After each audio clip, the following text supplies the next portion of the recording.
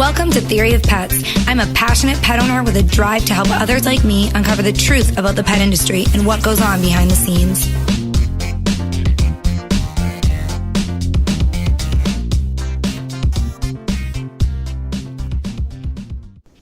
Lately, I've been hearing the term functional ingredients being thrown around when talking about pet food, and I was curious to find out what exactly these functional ingredients are, what part they play in our pet's health. So I reached out to my friend Dr. Jennifer Adolphe, who is the senior nutritionist at Petcurean.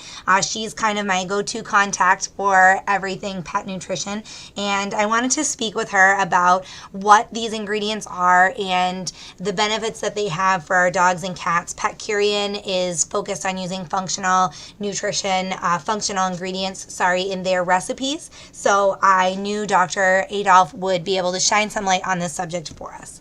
Today we're talking about the 411 on functional ingredients. I think the trend in pet food, obviously, we're seeing everything becoming healthier. A lot of different options out there now for pet parents. So can you start by explaining what functional ingredients in pet food actually are? Yeah, for sure. Functional ingredients have different definitions to different people. But when most people talk about a functional ingredient, it's really one that provides a specific property to the food. So it imparts a specific taste, texture, or health benefit. So when I formulate a food, I actually consider every ingredient that I use in a pet food formula to be a functional ingredient, because every single ingredient provides a specific property to the food. It either has a nutritional benefit or it's used to ensure the right structure or texture in the food so that it is tasty and palatable and accepted by the pet. Yeah, that makes sense.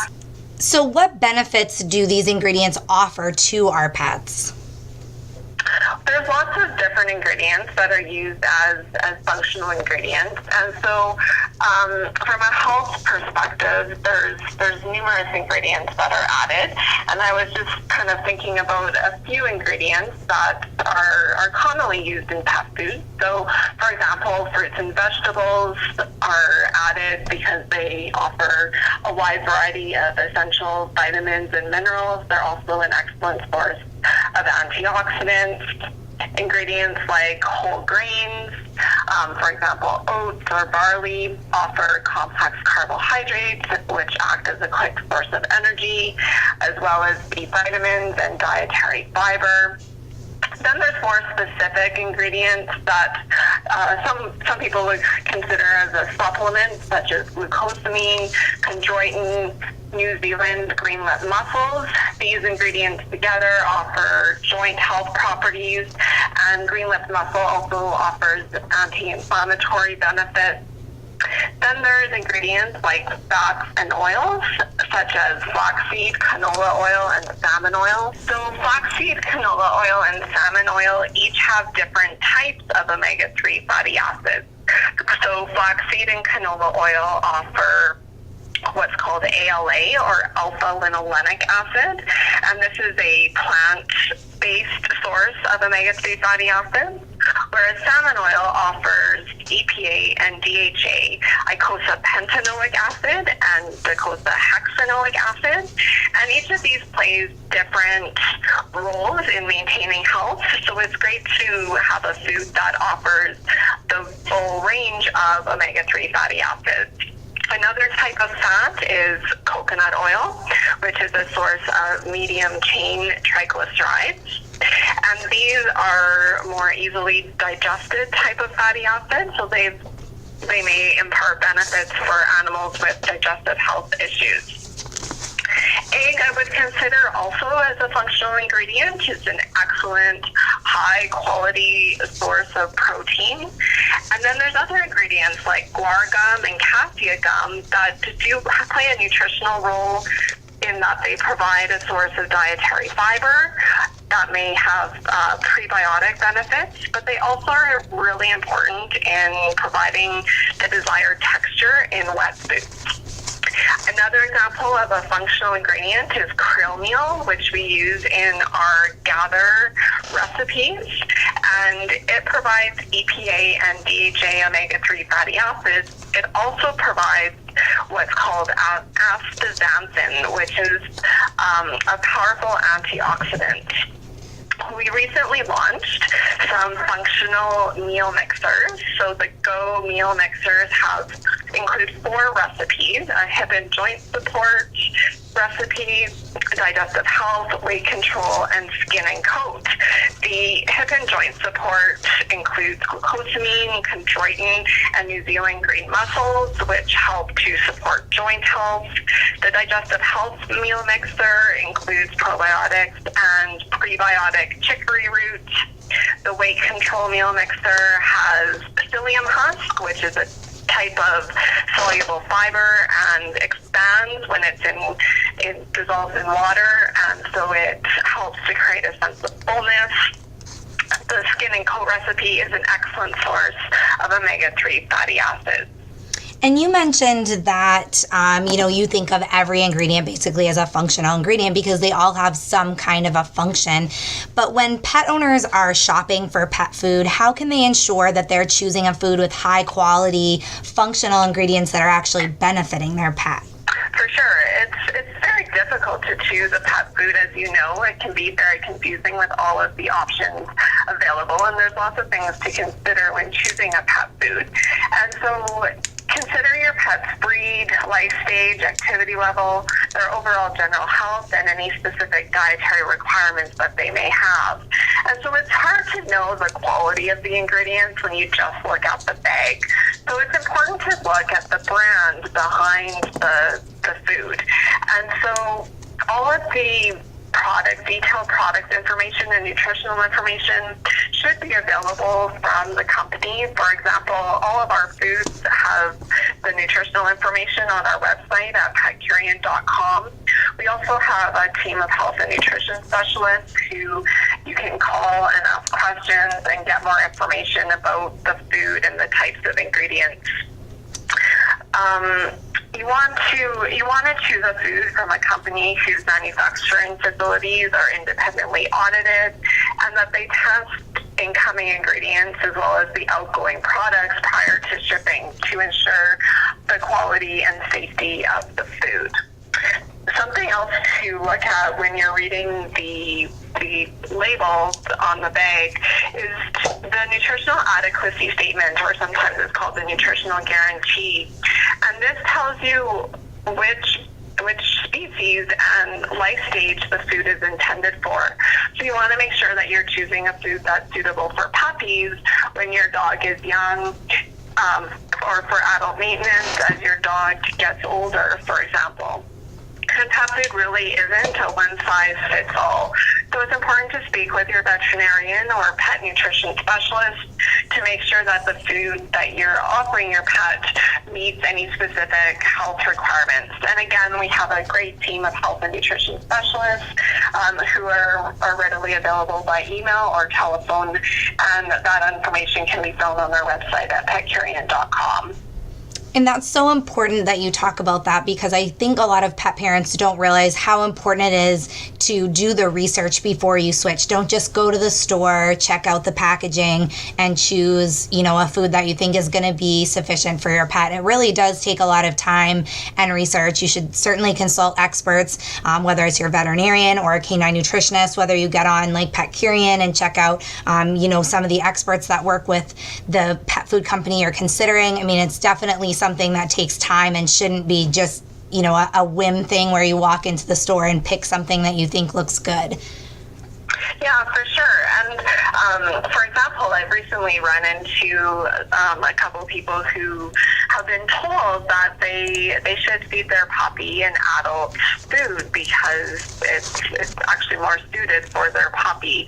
And the nutrient requirements of a puppy are significantly different than that of an adult. And so it's important to make sure that you are choosing the right food for your pet's life stage.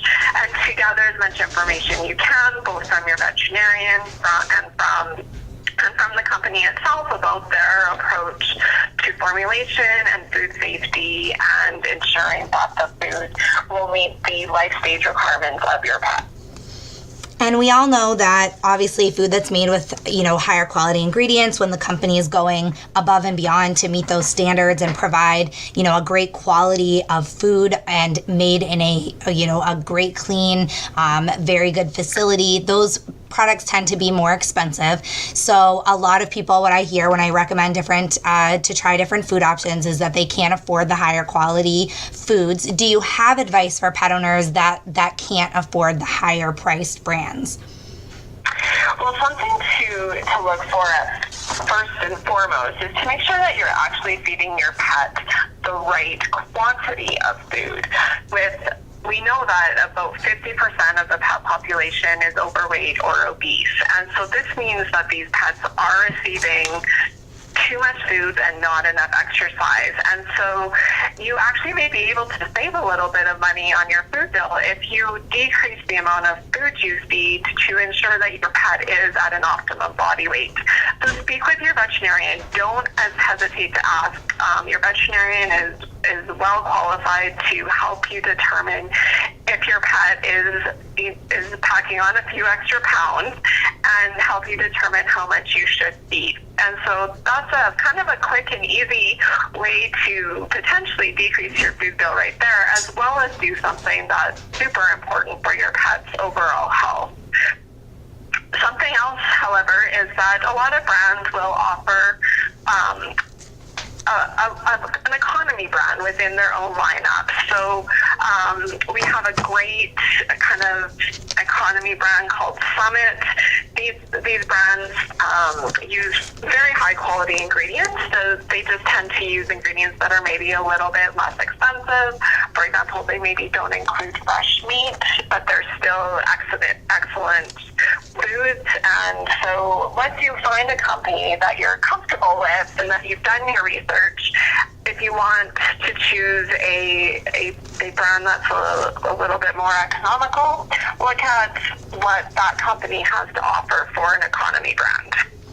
That's a great tip. A lot of pet parents don't realize that, the bigger name brands also have the economy brand. So that's a great tip. And another thing that I always tell pet owners too is to think about the cost of moving forward. If you increase the cost of food, then you are paying more right now. But sometimes overall health, it can benefit your pet and you save in the long run on vet bills, supplements, things like that you would need to add. So I agree, definitely looking for some different options would be a good choice.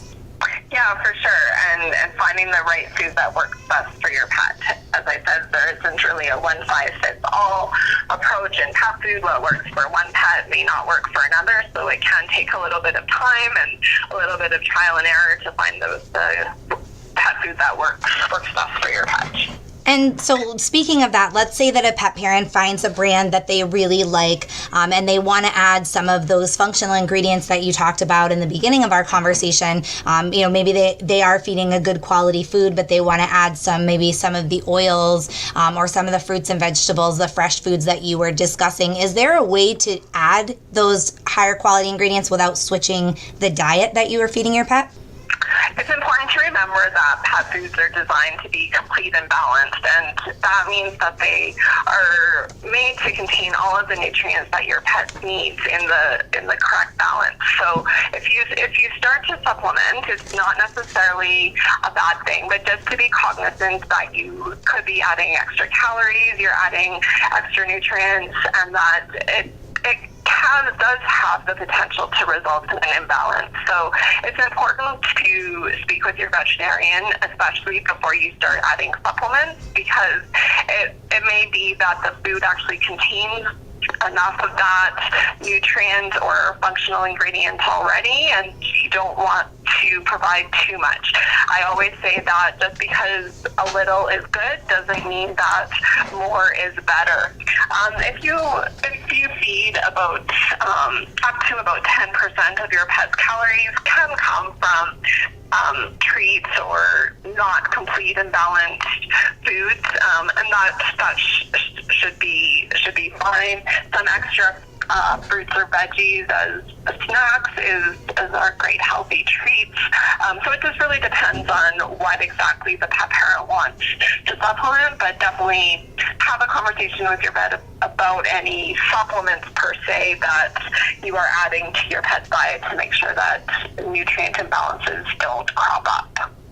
Yeah, absolutely. A lot of people think about, deficiencies and not giving their pet what they need, but they forget about what you mentioned with, too much of a good thing can actually be detrimental too. So it's important to watch for that. Yeah, for sure. A toxicity can be just as bad and devastating as a deficiency, for sure. My thanks go out once again to Dr. Adolphe. She is always available for me if we have questions about pet nutrition. So I just want to thank her again for coming on and giving us some information about functional ingredients and how to choose the best foods for our pets. If you guys have any questions, feel free to jump on our website, theoryofpets.com. You can send them there. You can get on Petcurean. As Dr. Adolphe mentioned, they have some nutritionists that work for the company that can answer questions for you. If you have specific questions that you think a nutritionist could help you with, or specific questions about their recipes and their foods. As always, I have a special request. If you could just take a few minutes to jump on our website, theoryofpets.com. There is a section there where you can leave a review. It just takes a couple of minutes, and it really helps me out when I'm reaching out to experts like Dr. Adolphe to get them to see that you guys are out there and you're listening and you want to hear more. So if you could take just a minute to do that, that would be great. Thanks again for listening. I will be back with another hot topic next time.